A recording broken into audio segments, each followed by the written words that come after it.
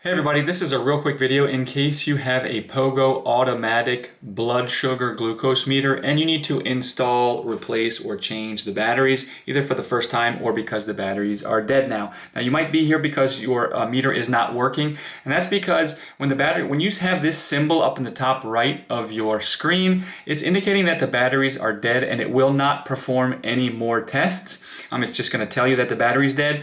Now, you can take the batteries out and change them. It's not going to erase any of the meter memory or anything like that. And it'll actually even save the time.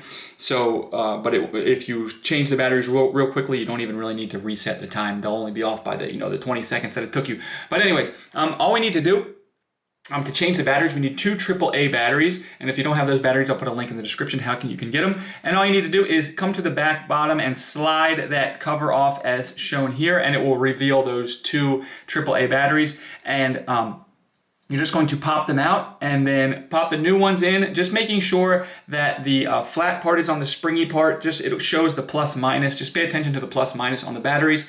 And then once you do that, then you can just pop the cover back on and you're done. So if this helped, if you could leave me a like, I'd really appreciate it. Thanks a lot for watching.